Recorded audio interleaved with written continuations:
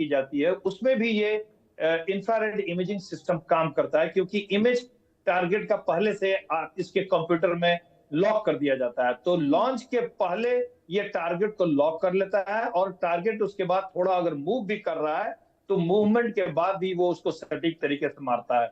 इसके दो वर्जन हैं, एक ये ऊपर से भी अटैक करता है, क्योंकि टैंक के ऊपर से अटैक करने पर टैंक का जो सबसे वल्नरेबल पोर्शन होता है, जो सबसे कमजोर पोर्शन होता है, वो उसको ऊपरी सतह होता है, ताकि वो उसको भेज सके।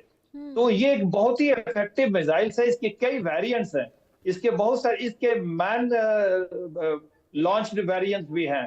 तो और इसको एयरफोर्स में भी और दूसरे भी वेरिएंट्स में डेवलप किया जा रहा है। डीआरडीओ ने बहुत ही अच्छा काम किया है इसके रिसर्च में, और तरह तरह के इसके वेरिएंट्स डेवलप किए जा रहे हैं, ताकि हम विभिन्न क्षेत्रों में, विभिन्न जगह पर इसका इस्तेमाल विभिन्न स्थितियों में कर सकें। जी हाँ।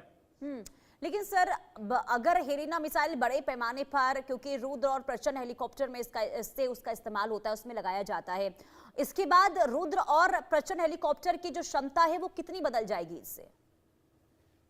काफी बदल जाएगी, क्योंकि देखिए, एक तो ये क्लोज बैटल सपोर्ट में इन हेलीकॉप्टरों की रुद्र और प्रचंड की मारक क्षमता काफी ज्यादा बढ़ जाएगी। न सिर्फ टैंक, बल्कि बड़े बड़े आर्मर्ड व्हीकल्स को भी हम डिस्ट्रॉय कर सकते हैं, और इस मिसाइल से हम किसी कंक्रीट पोर्शंस को भी, कंक्रीट स्ट्रक्चर को भी हिट करके डिस्ट्रॉय कर सकते हैं। यही नहीं, ये जो हेलिना मिसाइल है, इसमें जो एक एयर डिफेंस सिस्टम भी इसके साथ में इंटीग्रेटेड है।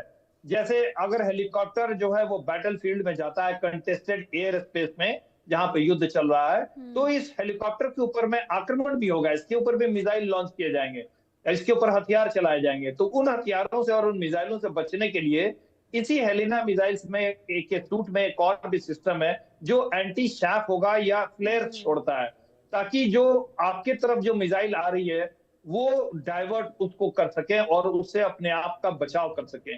तो ये पूरा एक पैकेज है, और इस पैकेज के कारण और इस सटीकता के कारण प्रचंड और हमारे जो ध्रुव और भी हेलीकॉप्टर्स हैं, उनकी मारक क्षमता युद्ध में काफी बढ़ जाएगी। जी हाँ।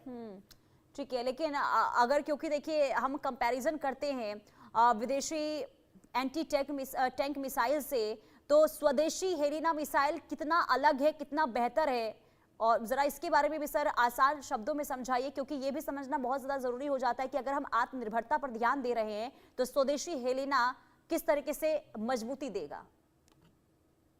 जी देखिए, सटीकता के मामले में और मारक क्षमता के मामले में हेलिना जो है वो विश्व के सर्वोत्तम एंटी टैंक मिसाइलों में गिना जा रहा है। ये थर्ड जनरेशन का एंटी टैंक मिसाइल है, और इसकी लागत भी दूसरे जो अमेरिकी या पश्चिमी देशों के जो एंटी टैंक मिसाइल्स हैं उससे लागत इसकी काफी कम पड़ती है। तो हमारा पैसा भी कम खर्च होता है, और इसलिए हम स्वदेशी हथियारों पर ज्यादा जोर दे रहे हैं कि न सिर्फ हमारा अपना व्यापार, अपना आर्किटेक्चर डेवलप होगा, अपनी इंडस्ट्री डेवलप होगी, बट इसके साथ साथ हमारे खर्च भी कम होंगे। जैसे इस तरह के जो एंटी टैंक मिसाइल हैं, एक एक मिसाइल कई करोड़ के आते हैं, 10 करोड़ 20 करोड़ के आते हैं, जबकि ये जो हेलिना मिसाइल है वो उसके कॉस्ट जो है सिर्फ 1 करोड़ है। तो हर तरह से ये अच्छा है हमारे लिए। जी हाँ। बिल्कुल। और आजकल देखिए हम युद्ध में देख रहे हैं, खास करके अभी देखिए हाल ही में जो मिडिल ईस्ट में जंग देखने को मिली थी, उसमें अत्याधुनिक हथियारों का इस्तेमाल हुआ था। ऐसे में अगर हम हेलिना की बात करते हैं तो दुश्मनों के बख्तरबंदों को, उसके अलावा जो मिसाइल टैंक होते हैं, अब उनके लिए कितना ज्यादा प्रभावी होगा। मारक क्षमता के बारे में जरा सर इसके समझाइए कि किस तरीके से प्रभावी साबित हो सकता है ये। देखिए, मिडिल ईस्ट में जो अभी युद्ध हुआ है वो युद्ध बिल्कुल दूसरी तरह का था। हाँ। ये हेलिना मिसाइल जब क्लोज बैटल सपोर्ट के लिए होता है, जैसे हम जमीन पर जब आक्रमण होगा, जब दुश्मन की सेनाएं एक दूसरे की तरफ बढ़ती हैं, हाँ। तो ज्यादातर पंच शुरू में बख्तरबंद गाड़ियों के साथ किया जाता है और टैंक के साथ किया जाता है। तो उस जो इनिशियल पंच है, इनिशियल थ्रस्ट है, उसको रोकने के लिए बहुत जरूरी है कि उन टैंकों और उन बख्तरबंद गाड़ियों के काफिले को बर्बाद किया जाए, उनको तोड़ा जाए, ताकि हमारी सेना आगे बढ़ सके और उनके आक्रमण को ध्वस्त किया जा सके। तो इस तरह के बैटल में ही हेलिना मिसाइल ज्यादा कारगर है।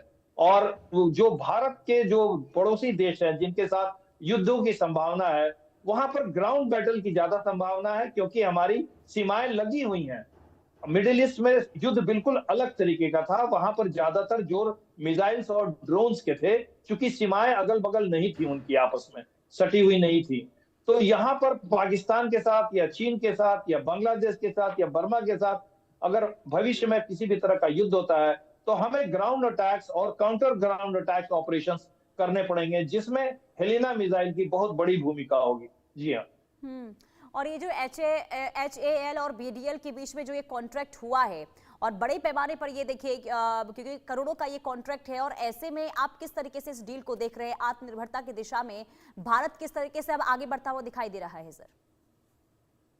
जी, भारत डायनेमिक्स लिमिटेड जो है उसका पिछले तिमाही में उसका प्रॉफिट थोड़ा कम हो गया था, इसलिए चिंता का विषय था। जबकि भारत डायनेमिक्स जो है वो युद्धक बहुत सारी सामग्रियां बनाने में सक्षम है, और इतना जो ये 1300 भी से ज्यादा करोड़ का ये एक डील मिला है उसको, निश्चित रूप से भारत डायनेमिक्स लिमिटेड को इससे बहुत ज्यादा फायदा होगा। और DRDO के कोलैबोरेशन से ये बन रहा है, तकनीकी कोलैबोरेशन हुआ है DRDO से, तो भारत डायनेमिक्स लिमिटेड निश्चित रूप से उसको एक बहुत बड़ा सर्ज मिलेगा, और इस सर्ज के कारण भारत डायनेमिक्स लिमिटेड भविष्य में और भी दूसरे तरह के उन्नत किस्म के हथियार बनाने में सक्षम हो पाएगा। जी हाँ। ठीक है सर, बहुत शुक्रिया इंडिया न्यूज के साथ जुड़ने के लिए, महत्वपूर्ण जानकारी आपने दी। कुल मिलाकर ये जरूर कह सकते हैं कि भारत इस वक्त तरक्की की राह पर आगे चल रहा है, और साथ ही साथ आत्मनिर्भरता की राह पर भी आगे इस वक्त मजबूती के साथ बढ़ रहा है।